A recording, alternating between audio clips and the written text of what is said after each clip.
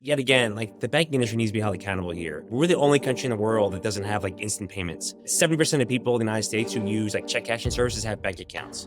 I think Japan had instant settlement in like the 70s. But find me an argument that stablecoin yield for your average American is a bad thing when their checking account gives them 0.1% and they can hold USDC as an example and earn whatever the spread is they're sharing with 3.5%, whatever it is now. It is protectionism. The industry's resisted updating the payments infrastructure. This is just another chapter in the banking industry resisting making it easier for you and me and every American to use payment rails that make sense, that maybe even, God forbid, I'm able to profit from because it flies in the face of their own bottom lines. All right, everyone. Welcome back to the Bitcoin Policy Hour, hosted by Bitcoin Magazine. As usual, joined by two of the usual three guests. Steven's out for the day; he's got a sick kiddo, so we'll fill in for him. But today we've got Ken Egan, BPI's Director of Government Affairs, and Zack Shapiro, BPI's Head of Policy. As usual, reminder here: if you haven't already, make sure you're subscribed to both Bitcoin Policy Institute and Bitcoin Magazine. You can find the subscribe button in the description below.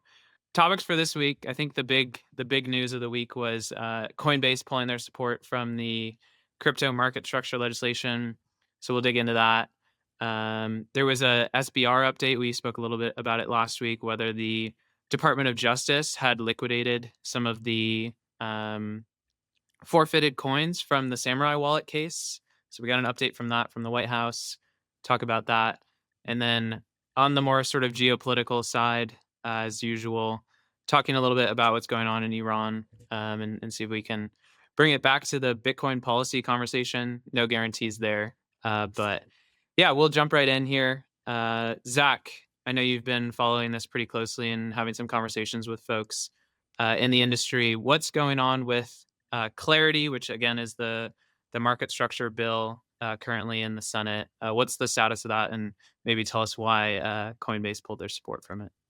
Yeah, sure. So by way of background, I think it was Monday night, late Monday night, early Tuesday morning, we got a marked up version of the Senate Banking Committee's draft of the market structure bill. So market structure bill has already passed through Congress, through the House of Representatives.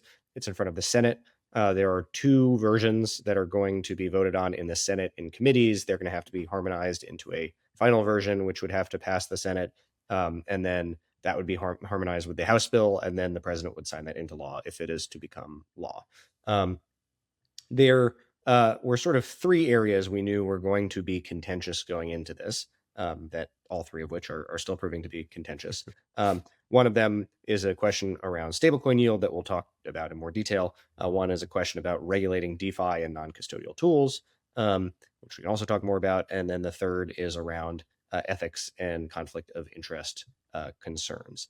And so the Agriculture Committee was going to mark up the bill at the same time as the Banking Committee. They realized that these things were going to be controversial. They kind of wanted to see how it was going to play out with the Banking Committee. So the first thing that happened is the Agriculture Committee pushed their markup back by a week and a half to wait to see what happened with the Banking Committee and see if there could be bipartisan consensus. The bipartisan consensus piece is important because in order to get out of the Senate, you need a filibuster-proof majority, which means 60 of the 100 senators, which means you need a number of Democrats on board. And so you need some input from Democrats that are inclined to play ball.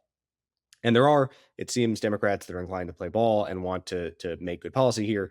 There are also other Democrats, like our favorite Senator Warren, who are just staunchly anti-crypto and want to kill this, in whatever way they can. So we got this draft bill. There was a lot of sort of grumbling in the crypto community when it came out about various aspects. With regard to sort of non-custodial tools and developer protections, which we mostly talk about on this show, I'd give the bill a B+.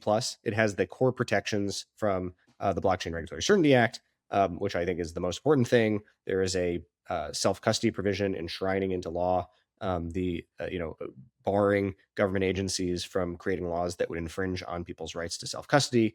I think it does a pretty good job. There are some additional authority given to the Treasury Department to regulate front ends that are not as stringent as the full Bank Secrecy Act.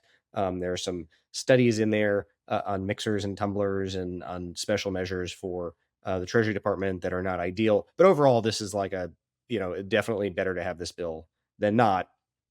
And then there's the core of the bill, which is about what's a commodity, what's a security. It's really the type of thing that the sort of VCs and token issuers care about. There were a bunch of amendments submitted to this bill. None of them are hugely important, because before we got to the official markup and what amendments are going to make it in and what not, Coinbase pulled their support for the bill over the stablecoin yield issue. So what is the stablecoin yield issue? The one piece of crypto legislation we have passed through into federal law a few months back is the Genius Act. The Genius Act is not as broad a bill as this market structure bill, which is really about how crypto is regulated writ large. The Genius Act is specific to stablecoins. Big banks really don't like stablecoins. They understand that stablecoins are a better product than themselves. If you've ever been to a local bank branch to do anything, you can understand how that is just a terrible, proctology-like experience compared to, sending stablecoins, which is like pretty easy. Once you have a Coinbase account set up, you can send and receive stablecoins really easily. The banks were really worried about people just holding stablecoins instead of having bank accounts for that reason. And so the banks lobbied really hard when the Genius Act came out, and they successfully lobbied to ban stablecoin issuers, the companies that issue stablecoins like Tether and Circle, from paying interest to people for holding stablecoins. They banned yield-bearing stablecoins. What they didn't account for, I guess, because none of them have a Coinbase account, is that even if you ban issuers from paying interest on stablecoins, third parties that are not the stablecoin issuers can still pay yield. And so you have a joint venture between Coinbase and Circle, where if you have a Coinbase account, if you hold a USDC balance, USDC is Circle's stablecoin, on your Coinbase account, Coinbase will pay you interest. They'll pay you something similar to a high yield savings account. They will pay you much more than you can get in a garden variety checking or savings account at a bank. And so that is sort of a workaround, even though yield is banned from stablecoin issuers. The banks are really pissed about this. They like, how did we let that happen? And they lobbied really hard, again, successfully, to get new language added to this market structure bill that we didn't see until the sort of discussion draft this week, that goes further than the Genius Act. Even though the market structure bill is not supposed to be about stablecoins, they kind of had a drive-by shooting where they said, and by the way, third parties can't pay yield on stablecoins. You can do some rewards for some activities, like if you're using a stablecoin on a platform, but you can't do what Coinbase is doing. The ability to earn yield on a platform like Coinbase on your stablecoins is a big reason why people hold stablecoins, right? Like Coinbase wants you to hold a lot of assets. If you get the highest tier of rewards on their credit card, they want you to hold stablecoins on their platform just as a passive balance. And I think there are a lot of people who are doing that now that would not do that if you weren't earning any yield, because you just have debased dollars that are not even close to keeping up with inflation, instead of having something that looks like a high yield savings account. So this is pretty economically important to Coinbase. There's not really an excuse for the banking industry to have pushed for this, other than they're worried about having to compete with stablecoins. This is naked protectionism, and it's kind of BS that they asked for this provision, but the banking lobby is very powerful in DC, and so they were able to get this language added.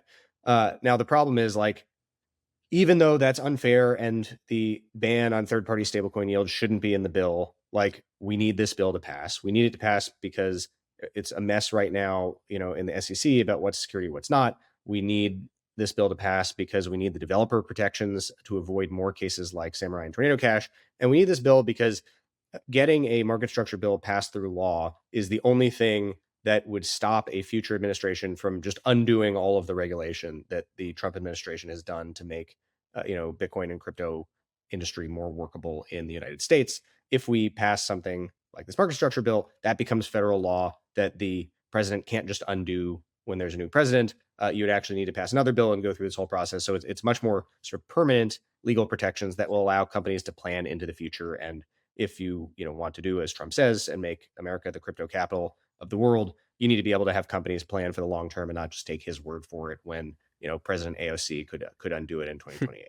And so my view is that, like, while I am sympathetic with Coinbase's frustration at the banking lobby over the stablecoin yield thing, this is not the hill to die on. And so Coinbase said, we can't support the bill in its current form because of the stablecoin yield issue and because of another slightly more esoteric issue having to do with bringing traditional securities like stocks and bonds onto the blockchain. My understanding from talking to people in the industry is that that other issue in Section 505 of the market structure bill, like they're going to reach a resolution. That's not a huge issue. And so really this is about the stablecoin yield thing.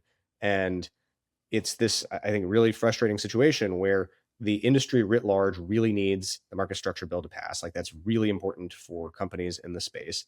I understand that stablecoin yield is a big part of Coinbase's business model. It's a big part of their deal with Circle, and it's a big part of the valuation for Circle. And so you have companies like Coinbase, Circle, PayPal, Paxos, whatever that are pushing for, we won't want this bill to go forward without getting rid of the banking ban on stablecoin yield. On the other hand, you have the people that are really involved in tokenization and in building sort of non-custodial apps, everything from Robinhood, Andreessen Horowitz, Fidelity, that are like, listen, we can't die over this stablecoin issue. We need to pass the bill with or without those protections. And there's sort of a big split in the industry. But I think where we sit now is Coinbase is saying that they are willing to walk over this. I think the banking lobby would be happy to kill this bill of this issue, right? There's not a lot of incentive for them to come to the table and reach a compromise, and they have a lot of juice because they're just a much bigger lobbying presence in DC than crypto, which is a relative upstart.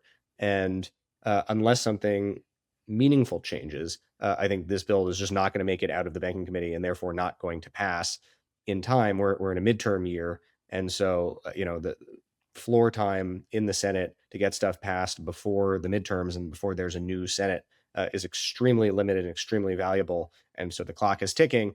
And if we don't reach a compromise on this soon, I think this is just not going to pass. And so I think it's a pretty bad state of affairs. My candid view is that like Coinbase is kind of the bad guy here. Like like the banking lobby is the original bad guy for adding this language, but that is what it is. Like we understand that they're going to take their pound of flesh. And so I think the options in front of us are either we accept an imperfect bill, unfortunately that will ban Coinbase from paying yield on stablecoins, or there's not going to be a bill and we are completely at the mercy of whatever the next presidential administration happens to be. Ken, I want to go to you. There was a tweet put out by Senator Lummis's team. And, just going to pull out a little quote from this and hopefully you can respond to this. She said, "Today's response from some in the industry proves that they are just not ready. And while I'm deeply disappointed, I'm committed to taking this feedback and partnering with the industry to deliver a product that helps them thrive." I'm curious if you think that that's an accurate representation. There was, obviously a comment from Brian Armstrong on here that said agreed and thank you. So yeah, curious on your thoughts on that. I mean, there's a lot of fatigue on Capitol Hill about crypto legislation in general, and certainly market structure. This has been going on for 7 months, 8 months, right? I mean, and while anticipating before. So I think in part, again, I was on the Hill this week in the Senate office, and they all talk about it. There's just fatigue. People are tired of doing these bills because the crypto lobby is very aggressive. Everybody has crypto lobby fatigue. And it's not a criticism of the industry. It's just the nature of it. There's been so much legislation on the Hill this year that these staffers who still are on the sort of the left end of the learning curve are being bombarded. And so I get it. And I think maybe that's a little sign of Senator Lummis's frustration because she's really tried to lead in this. She's been leading in this since she's been in the Senate, right? This is her, she's retiring this year. I think she'd probably like to see these bills passed. Could be a little bit of like just sort of, fatigue and just, frustration. But I do, I think I know for a fact, I mean, this is important to her and she'd like to see it pass. So probably a little bit of frustration, a little bit of overall fatigue. And again, last week there are people saying, the White House was talking about looking forward to getting these, signing ceremonies done. And now here we are. But I think what you see now, this is kind of the counteroffensive. I mean, 2025 was kind of a rough year for the banking lobby. They hated genius. And I think, I think the administration said, okay, fine, we'll give you the stablecoin yield issue.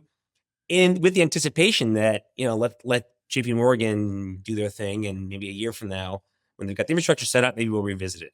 And that's just one example. Everything on the regulatory front, things the SEC did, things OCC did, the banking lobby had a bad year in 2025, and they don't like it. And you saw back in, it was just, I forget, just before Christmas, they launched the American Growth Alliance, which is a consortium of banks, the 501c4. It's a PAC, with the intent of defending their interests. So I think this is the opening shot. Nobody thought a few months back, when we were all kind of talking about market structure on the Hill, and again, for us, we're always, the constant refrain of BRCA. No one anticipated these stablecoins being dropped into this thing. But again, I think the banking lobby wasn't ready for what was coming at them last year. And this is their counteroffensive, right? Probably not unexpected, but again, they got to make up for a lot of. They're trying to make up for a lot of lost ground. So I'm curious to see what happens. I think it's better no bill than a bad bill. It kind of cuts both ways. We were fairly fortunate in that the blockchain regulatory certain act provisions were well protected. And then some of the things that Zack touched on, for software developers, protection rights, and it was not a bad bill. Of course, and some of you probably noticed last week that Senator Lummis and Senator Wyden, the Democrat from Oregon, released actually submitted the bill to which essentially is the Blockchain Regulatory Certainty Act, a mirror bill from what was released in the House from Tom Emmer and Richie Torres, another bipartisan group, a companion bill. I don't know if it was to put pressure on, or at least to put a marker down, saying, by the way, these provisions that people aren't really talking about are still important to us. And again, just today we heard from some friends that there's been rumblings in the Judiciary Committee in the Senate, like maybe we can tinker with that if it means getting other votes. So this fight isn't over. It's really, really important that people stay in it, stay tuned to what's going on. The Senate is out of session now, I think, for the next 10 days. I think the senators were sent home. But I don't think it's over. But there are some bright spots. I think you saw, for example, Senator Also Brooks, a freshman senator from Maryland, kind of raise her hand. And with what was probably, again, it's not a proposal that maybe I would have written myself, but it was a reasonable proposal trying to bridge the points of view. So I think she gets credit. It's an office that I think that's wanted to lead in this issue, and she gets credit for jumping into kind of a tough fight with, I thought was again, maybe not the proposal I would have written, but certainly it was a reasonable and mature proposal. So I think she gets credit for that. Hopefully she won't throw her hands up in the air and say, I tried once and these people are maniacs. So we'll see. We'll see. But again, I think fundamentally it's the counteroffensive. It's the banks, spitting their teeth out from 2025 and saying, okay, fine, let's wrap up our knuckles and get back in this fight. And I think this was their chance to do that. Zack, I think what Ken's kind of alluding to here is that, there's a possibility that the next round of iterations looks like, the banking lobby saying, hey, we're going to push harder, or we're going to continue to push on this stablecoin issue. And then ultimately, the Republicans are going to have to compromise with the Democrats on something else. And that maybe, based on this Senate judiciary rumbling, I think to use Ken's language there, that the BRCA might be the compromise there. So I guess there's a twofold question here. One is, what changed from previous BRCA language, from previous drafts to this current one? And if it's the case that language gets sort of nerfed even further, is that something that causes BPI to basically pull our support from this piece of legislation? So what's nerfed so far is there is this, I think, good definition of a non-custodial developer and a non-custodial service provider, which is, it looks at a product and it says, does any definable group of people have independent and unilateral control of user funds? I think, independent means, full control. They can move it wherever they want. And unilateral is meant to protect federated tools like sidechains, eCash, stuff like that. And it says that if you don't have independent unilateral control, you are not a money transmitter by virtue of developing the technology, hosting the technology, providing support for the technology, one more. So it's just something around the technology. And the previous version we'd seen is if you're a non-custodial developer service provider, you're just not a money transmitter writ large. The main way it's nerfed here, it says, is it sort of circumscribes the activities for which you will not be deemed a money transmitter. the truth is the way those are written, right? The providing services for non-custodial tools one is pretty broad, and like wearing my lawyer hat, it's like we can definitely work with that. Like I'm not so concerned about the way in which it's circumscribed. Then there's other sort of like bad stuff that's added that's not really nerfing the BRCA, but it's intention with the stuff we care about. The main one is additional authority over front ends. So there's a requirement that front ends have to do sanctions compliance. Truth is, like, we already kind of thought that, right? Like OFAC doesn't, applies to everyone, not just money transmitters. And so front ends probably should and have to do sanction screening anyway. It imposes some additional requirements beyond OFAC to implement reasonable chain analytics to go after sort of ransomware or designated bad actors. Doesn't seem like the end of the world either. And it only applies to US front ends. It doesn't apply to the protocol itself. It specifically does not apply to non-custodial wallets. It doesn't apply to front ends that are hosted outside of the United States. So also not the end of the world. There's some additional special measures for the Treasury Department that, depending on how those are sort of cashed out and how they're used, could be concerning. But as far as like compromises go, it's not the worst. And so I think we're still in pretty good shape on the developer protection side. I think it does a pretty good job. It's not exactly what I would have written, but it's so much better than nothing. And it really, I think, would have prevented the at least the Samurai Wallet prosecution, also almost all, at least, of the Turning Cash prosecution, if not the entire thing. And it's the type of thing that would give sort of longer term durable regulatory clarity to non-custodial business models operating in the United States. So I think that's good. Where we would turn on the bill is if that line where, like if you don't have control of user funds, could be a money transmitter, right? If that language goes away, then the bill is net bad at least as far as Bitcoin goes. And we've talked about for months now, the thing that we are most concerned about is a trade-off between the token classification, which makes the biggest economic difference to the VCs and token issuers, which is, the bill puts a lot of authority with the CFTC instead of the SEC over token launches, which makes it much easier to raise crypto VC in the United States. Like as Bitcoiners, I think we care less about that. A trade of that stuff for the developer protections, would be sort of our red line, and we really want to avoid that outcome. And that's where we would start to talk about a bad bill is worse than no bill. That's not where we are now. That's what Coinbase is saying. And so the sort of rallying cry of like, no bill is better than bad bill.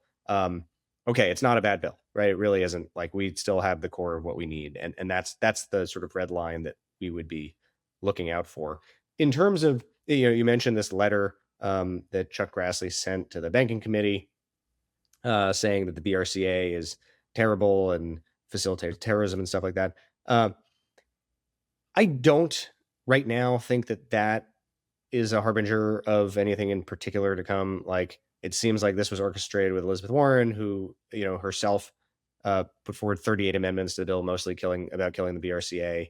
I think that just like the developer protections are a red line for us, they are a red line for other parts of the industry, including Coinbase. Coinbase has, I don't know, on the record or off, we've heard that they have committed to walking over the developer protections as well. And so if there's I think the problem is I don't think there is a deal to be had on stablecoin yield. I don't think the banks are going to budge on that. It's not looking like Coinbase is going to budge.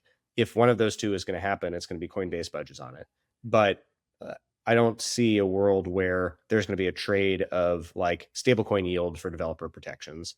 I think there is a lot of support from the industry, and and Republican lawmakers, every time we've met with them, they say they understand this issue of developer protections. I don't think they're going to budge on this.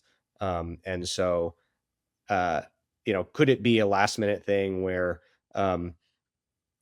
people start looking at their bags and being like, well, this thing isn't going to pass, but like there's a path forward where we can ram it through, even with the stablecoin issue. If we can get some extra Democrats, if we throw the developer protections out the window and at least we get our legal ICOs, it's possible. I just don't think that's the path we're on right now. Ken, anything to add? Yep. Yeah, just I think that on some level though, like this is yet again, like the banking industry needs to be held accountable here. Like let's start from the back side. We're the only country in the world that doesn't have like instant payments. It was interesting. There was Aaron Klein from Brookings did a report that 70% of people in the United States who use like check cashing services have bank accounts. So I think Japan had direct instant settlement in like the 70s. Certainly the UK, I think, finished it up in 2008. So I think there's some sort of naked subterfuge, as I think Zack sort of characterized it correctly, protectionism, as to why the banks continually resist modernization of payment rails. Yeah, I know they make billions of dollars a year on overdraft fees for people. The check cashing industry makes billions of dollars a year, charging people $20 to cash their paychecks, even if they have bank accounts. And find me, it's not. I understand that we need to have a functioning banking sector that works and serves the interstate economy. It's not. I'm not advocating we move to full narrow banking, but there is a lot of talk about narrow banking in DC, and I know that scares the hell out of the banking lobby when people start talking about narrow banking as an example. But find me an argument, a reasonable cogent argument that stablecoin yield for your average American is a bad thing when their checking account gives them 0.1% and they can hold USDC as an example and earn whatever the spread is they're sharing with that 3.5%, whatever it is now. And it certainly flies in the face of the intent of the Genius Act in terms of global dollarization. Imagine a world where a holder of Tether anywhere in the world could split that yield with Tether. The demand for that product would be absolutely insatiable. These are, most of the world will never ever have access to a yield bearing product. And imagine a world where you could hold Tether in your wallet and get, and get 1.5% on it, and split the difference with basis points with Tether. It would be, the demand would literally be endless. It would be bottomless. People would use it, which theoretically is part of the intent for Genius Act is to facilitate dollarization across the world, protect it. And by the way, again, the rate right now on Coinbase, it's 3.5% or something like that. It is over 3% for holding USDC, and so this is just vastly better than you're getting as a retail bank account. Right. So I think, again, sort of wrapping up, sort of coming back to how Zack described it, it is protectionism. The industry's resisted payment, resisted updating the payments infrastructure. This is just another chapter in banking industry resisting making it easier for you and me and every American to use payment rails that make sense. That maybe even, God forbid, I'm able to profit from because it flies in the face of their own bottom lines. Ken, what's the next step here, right? Obviously, there was supposed to be a markup later this week that got postponed. Do you think that's still going to happen, or is there some steps, between now and then before? I think you'll see the next murmurings out of the Ag Committee. I think Ag Committee will be next up. I do have some meetings next week with Ag Committee members. They sought these meetings out for a reason, because I think they're looking for feedback. What they're looking for is ways to bridge what they think they want with industry. Because again, there are some Democrats that want to lead. Senator Alsbrooks has been most public about it because she jumped into this foray. There's a reason why Senator Wyden co-sponsored this bill with Senator Lummis. It's not because he's anti-crypto or right. It's not. And there are other, again, it's not fair to dox people. But there are some Senate Democrats on the Ag Committee who are interested in figuring out, is there a way around this? Let the dust settle. So we'll see. I don't know. I don't know. It's hard to tell. It's hard to tell because who knows what the hell's going to happen. I don't know. This is why people get rich and get broke in prediction markets because everything's so freaking volatile. I honestly don't know. Right now I would not know where to put my my 100,000 sats. I don't know where I put it. Honestly, I'm not sure I'm not sure if I put them in yes or no. For real. Gotcha. Well, I guess the people are just gonna have to tune in and see what we talk about next week. Smash that like button. Yeah. I would bet I would do 70-30 odds it fails. Okay. Yeah, and are there steps before it fails, or it's just we just halted in our tracks? I think the most likely way it fails is now over stablecoin yield. I think the other way it could fail is we get past that and then it dies over conflict of interest later on. Okay. All right. Let's move on. That was a pretty in-depth discussion on Clarity. Zack, there was some news from the White House. We talked about this last week. There was an article from Frank Corva that, supposedly the DOJ had sold the Bitcoin that they seized from the Samurai Wallet developers. We got confirmation, I guess it was earlier today, that was not the case. And there was, some details in there about, what the Samurai developers were forced to sign after their, pleadings. So yeah, let's talk about that. What kind of went down there? Why were these headlines coming out, and what's the actual situation? Yeah, so I think we talked about this last week We've been aware of this for a while, but Bitcoin Magazine came out with a story by Frank Corva on January 5th, basically publishing a forfeiture agreement between the defendants in the Samurai case and the government that allowed the Marshal Service to liquidate Bitcoin. Frank Corva tweeted out, Patrick Witt that same day quote tweeted saying, "We're looking into this."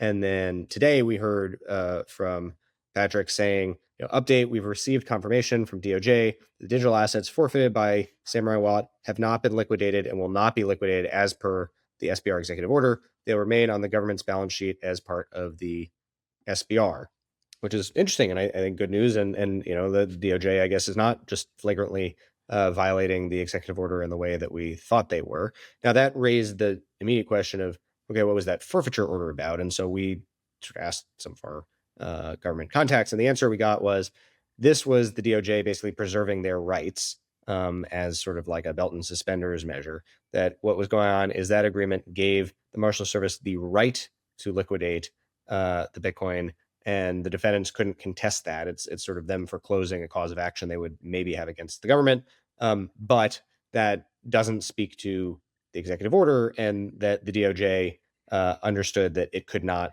liquidate the Bitcoin because of the executive order, and so it didn't. So I think that's both sort of good news. It's a relatively small amount of money, but it's good symbolically, and I think that is important to know that in cases like Samurai Wallet, the DOJ views itself as bound by the executive order, and they don't have some sort of out there theory as to why they don't have to hold on to Bitcoin. I think the most interesting thing here, and kind of, I'm also curious to hear your thoughts on the matter, but that basically, this was surfaced by someone in the industry, Frank Corva, friend of the Institute, with serious concern of, hey, we had this policy come down in March from executive order. This is something that we celebrated as a community, right? Mostly, not everybody, I'll say that. But something that we were excited about from a policy perspective of, hey, the US government will no longer sell any more Bitcoin. The Marshal Service won't be selling Bitcoin. And then there was concern of, hey, did they actually sell Bitcoin? And there was the transfer to Coinbase Prime, and everyone's like, what's going on here? And the fact that we got a response from the White House, quickly saying, hey, we're looking into this. And then, I guess 11 days later, an answer to the question of, hey, what happened here? And the answer to that question being, sort of in line with the policy that was shared. I just think that's a really good sign for anyone who was concerned. And, also is evidence of the seriousness that the administration is looking at this issue with. So, again, Zach, you're right. It's a relatively small amount of money, but symbolically, I think it's actually really important, and does sort of expose the perspective of the White House on this. Ken? Yeah, no, I think they are serious. I mean, there's a lot of still healing going on from the battle scars and the PTSD from from the previous administration, things that have happened. And it's also the risk of Arkham Intelligence, where I think the sort of the original move is an open source, sort of publicly available blockchain analytics platform. So anybody can look at it, and a lot of wallets are, these wallets are probably labeled there, and anybody can look at it and see the move. And so that's the sort of the other side of why being able to see this stuff happen in real time. People see stuff move to wallets that are identified with Coinbase Prime, and automatically you assume they're going to sell. It wasn't a bad assumption. Again, although all the sort of the PTSD, and we're all still healing. It's only been a year. Yeah. We're all still healing. But I think on sort of the White House side, I do. We chatted about this last week, and we all sort of speculated, and I'm still always wondering what GS 14 and Marshal Service would have had the guts to be no, sell it. I just can't get how you transfer. I don't know without it's risky to do that kind of stuff in DC these days. But anyway, I then of course our head of policy figured out exactly what happened in a coherent way. But on the side of the White House, I can tell you for a fact they are still. I mean, everything that's been outlined in the SPR, they take it very, very seriously. They're still interested in ways we can actually add to the SPR in a way that's budget neutral, whether that's through legislation or otherwise. So I think like everything else, the president only has so many hours in the day in the year to talk about this issue. But he has Patrick Witt and his team who think about this issue all the time. And yes, they've been, I think, really busy with market structure and everything else. But I think that people should be happy to hear that all of these discussions are still happening. That the president's initial intent, certainly the promise is made, but the initial intent remains intact, and they're thinking about these things all the time. Cool. All right.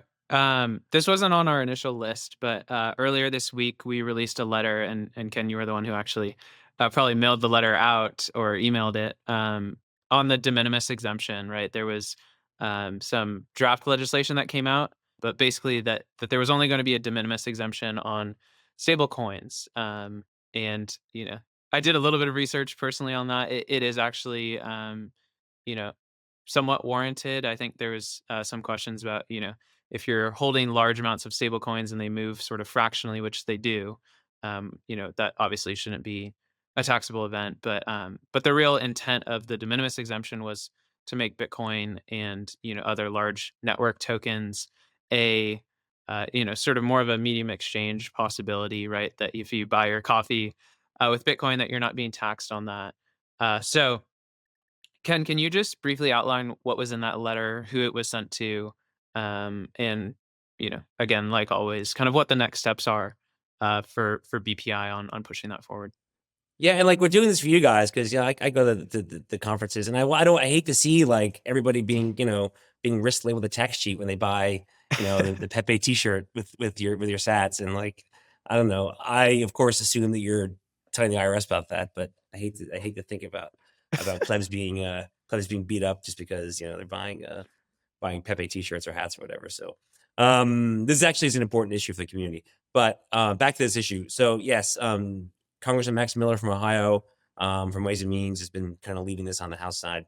And they released a bill, and the de minimis exemptions focus all on stable coins, which theoretically are cash-like instruments. And there's some details in there about if they depeg and that kind of thing. But the intent of it is this is only for stable coins.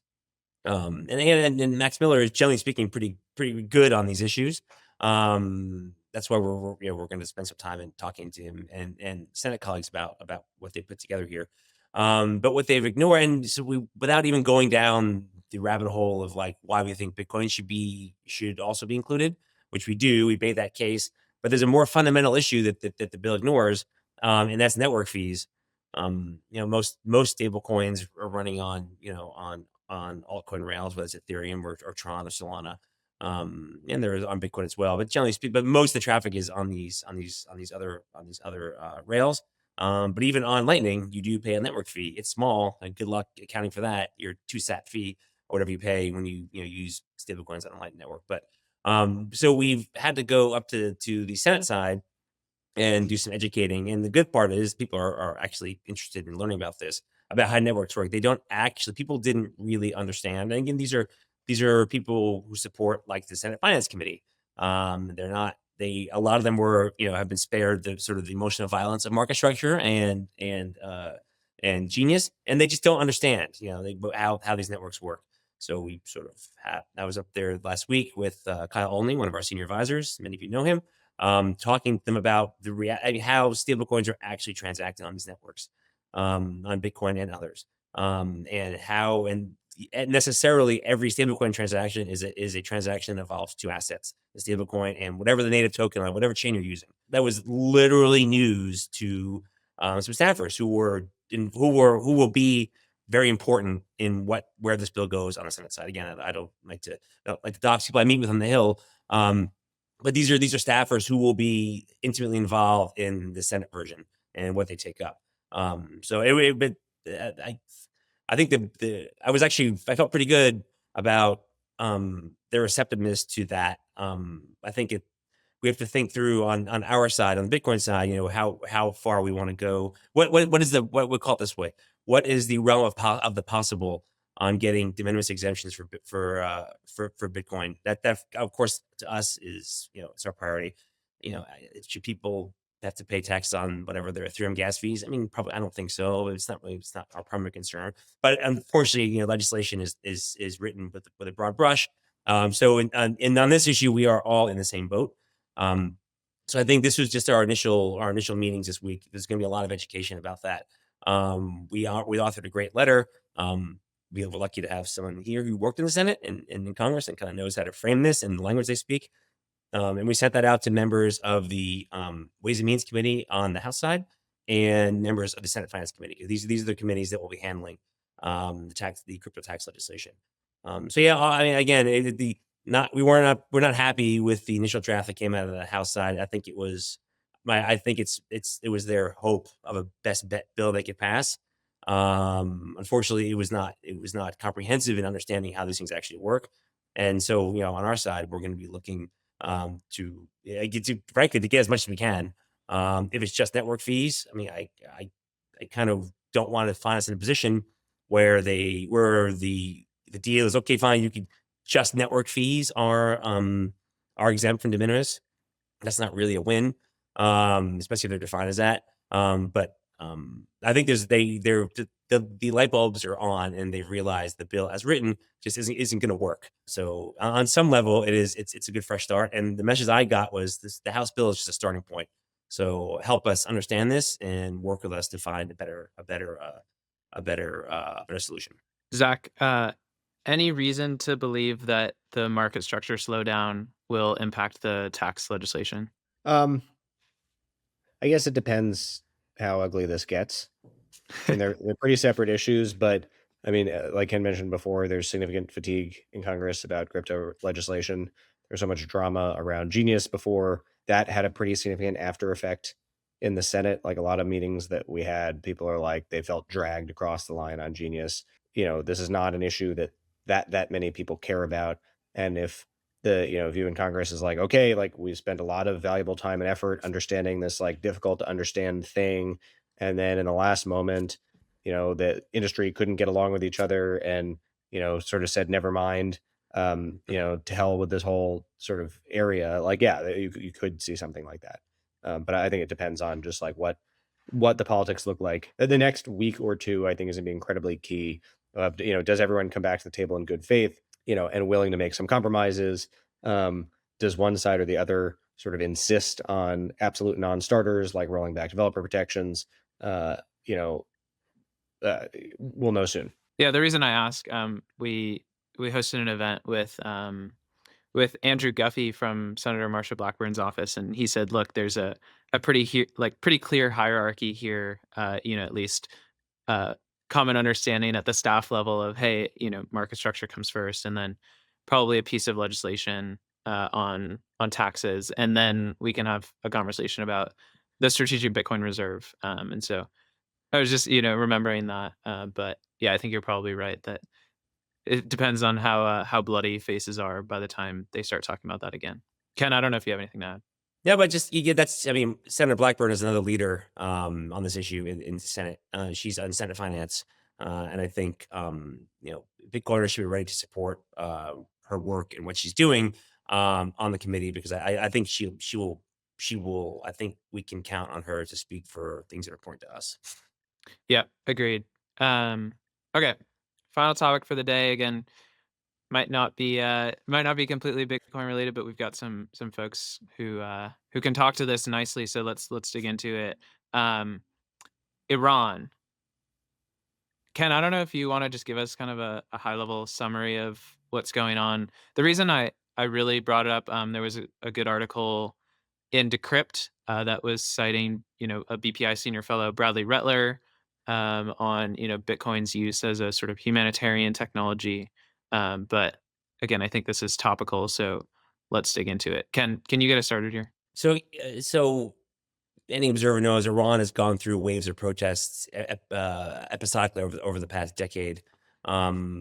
These are the most, I think, the most intense, and they were driven by, again, I think there's large levels of dissatisfaction, obviously, in Iranian society, and I think when you have sort of shocks, and I think the shock that sparked this were bank failures and just an absolute rapid decimation of the Iranian rial. it sparked protests. And it turns out these bank failures were largely the result of corruption in the system. To be surprised, it's a very corrupt system. But I think what has been surprising and amazing to watch is both the ferocity and the endurance of the protests. And then, what was it, 2 days ago, the internet went out, and that's of course when the bullets start flying. I think part of the problem is people underestimate the level of support the regime maintains inside Iran. I don't think 50% of Iranians support the regime, but a sizable minority do. Authoritarian countries don't fall because of bank failures. They fall for different reasons. And I think we're just starting to see reports of the results of the crackdown. Thousands of people who have been were killed by security forces. And the big story, of course, was President Trump threatening to intervene and to conduct military strikes. That's that's again a double-edged sword. Who do you strike, and what does that do? Do you decapitate the regime? Do you try to target the leadership, the leader? It's sort of it is a risky gambit. And he sort of, after the major crackdown happened this week, the administration backed away from intervening, and there's also a lot of regional concerns. Despite animosity between sort of the Gulf Arab states and Iran, what they don't want is you need to really keep in mind that there's been decades of conflict in the region, and frankly, the Gulf states are doing quite well right now. And what they don't want is a regional conflict to upset the apple cart, and to really, and not only that, but to upset some of the progress they've made in modernizing their societies. So I think there's a lot of concern and hesitation among our Arab friends in the region about strikes, what they look like, such that the president ultimately backed away. We'll see. I think the story will be whether these are endured, but it's easy to say you should endure, but it's hard to be the one that has to go on the street and face the RGC or the besiege when there's when the gloves are off and they're murdering people. So I don't know. I do think it's sort of going to enshrine an evolution in Iran. I mean, we all know Iran to be sort of the Islamic State, the theocracy headed by Ayatollah Khamenei. Reality is, increasingly, it is the IRGC, the Islamic Revolutionary Guard Corps, that leads the country, not just from a military perspective, but they control natural resources, businesses. But they are the primary economic actor in Iran, and they are powerful and they are motivated. So my sense is this will just sort of further enshrine an evolution of power inside the country. I think you're not going to see Ayatollah Khamenei go anywhere.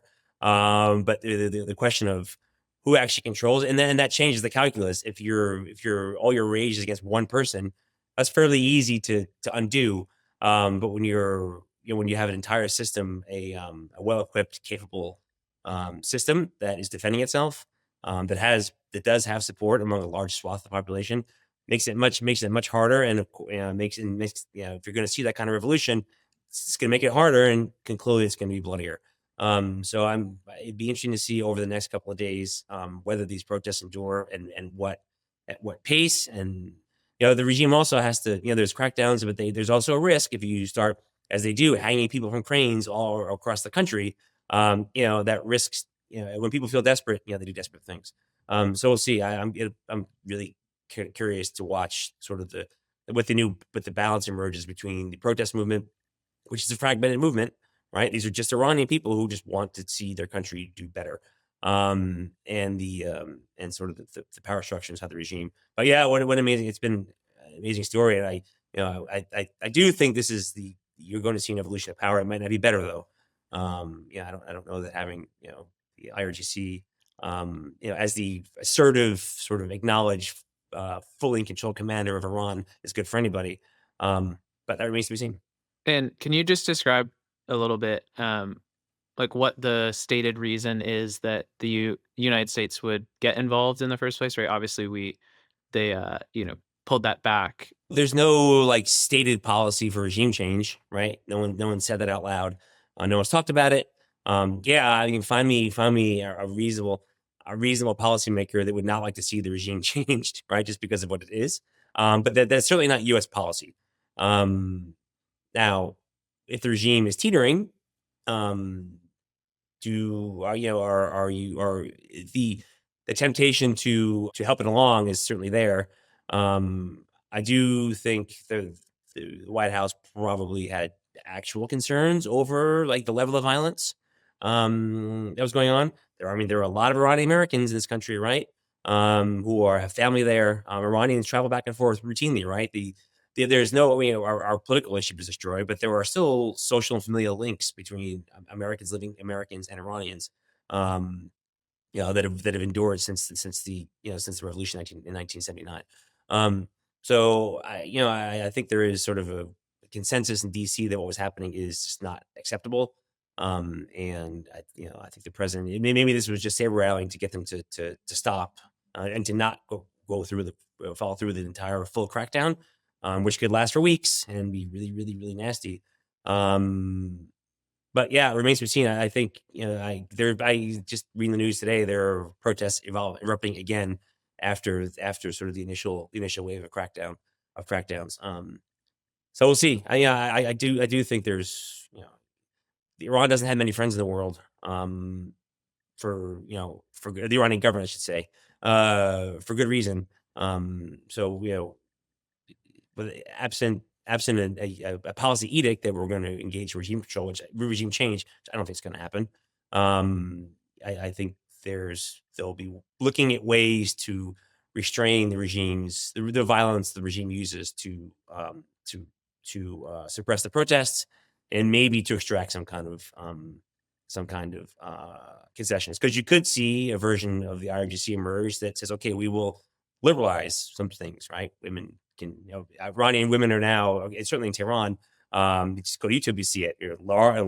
Many of them are just have abandoned the hijab, but it's always just a sort of Damocles hanging over your head that they can decide to use it against you, and some other things. But there are some social reforms that maybe elements of the IRGC could live with, but that remains to be seen. Zach, obviously this comes at a time, with the Venezuela situation where, I think the Trump admin foreign policy is drawn into question. I'm curious on your thoughts on that, but more broadly, curious on your thoughts on what happens if there's regime change, how that plays into the kind of geopolitical situation in the region, right? I think, again, that kind of middle powers question comes back, maybe not quite as directly with Iran, but definitely in the region. So just kind of curious where you land on that. Yeah, I think the answer is we don't know in Iran, and that's probably why we haven't seen action. I mean, it really looked early this week like the United States was going to do something in Iran. We evacuated our base in Qatar. All the sort of European countries issued evacuation orders in Iran. It looks like we were sort of on the precipice. The reporting is that both local Gulf state leaders and sort of Israeli leaders said to Trump, listen, like, A, we don't think the strikes on military targets you have planned are going to precipitate regime change. And like, we just don't think it's going to like turn out well in the short term, and you're going to do more harm than good. And so, Trump has said that he's pulled back based on Iran agreeing not to do a certain number of executions. I think it's probably more about the conversations he had with our allies on the ground. But I think the real concern is like what comes next. And, it's been since, the early 70s that we've not had this particular regime and this leader in Iran. And it's a pretty unstable situation where you have the government, which is sort of a like totalitarian Islamist regime. And then you have a lot of the population that just does not identify with that at all. They're much more similar, sort of the like historical Persian Empire. And if we have regime change, is there going to be a more democratic country that emerges? Is there going to be a return to a different type of totalitarian regime like the Shah that we had before the revolution? Is it going to be a different Islamist regime that takes over? Or is it going to be some sort of dangerous form of anarchy like we saw in Iraq and Syria in the aftermath of those regimes falling? Like, we don't know. And, Iran is sort of like our major enemy in the region. And in many ways, it would be great to see the Iranian people free. It would be great to see a friendlier government that allows us to sort of reposition sort of our allies and and have sort of our security deals with Israel and our economic deals with the Gulf states, and then Iran sort of on a right foot with the United States. But there's real risk there to sort of botching regime change. Yeah, Iran could be a superpower, right? I mean, it has energy. It is a contiguous ancient civilization. So where I live, like every Iranian I know is like a doctor or like a stockbroker. I mean, there's a lot of intellectual and actual capital, I think, ready to flow back and turn that place into an amazing country. The tools are all there, but everything else, that sometimes that's not enough. Gotcha. Okay. I feel like that covers it pretty well. We're a couple of minutes short here. I don't know if y'all have anything to add, or should we call it a day? I think we can call it. I think the big story right now is the market structure bill. I think that is unfolding, and so we'll have much more to say as that happens. And we did open up our office, right? We had our official office open this week. We did. Right? We did. That was very exciting. We had a office opening ceremony. We were joined by Senator Lummis. There's some great pictures of her cutting the ribbon, and yeah, very exciting time for us at BPI. Team's growing, things are going well. So yeah, and DC has a Bitcoin scene now. Like, I mean, there's a good local club. We were our friends at Bitcoin District. If you're local, you should check them out. They do all kinds of events. But if you're in DC, you got to come to Pumpkin, check it out. And if you walk through the restaurant to the back of the bar, you'll see the Bitcoin Policy Institute. So, indeed. All right, folks, that'll do it for this week. We'll see everyone next week.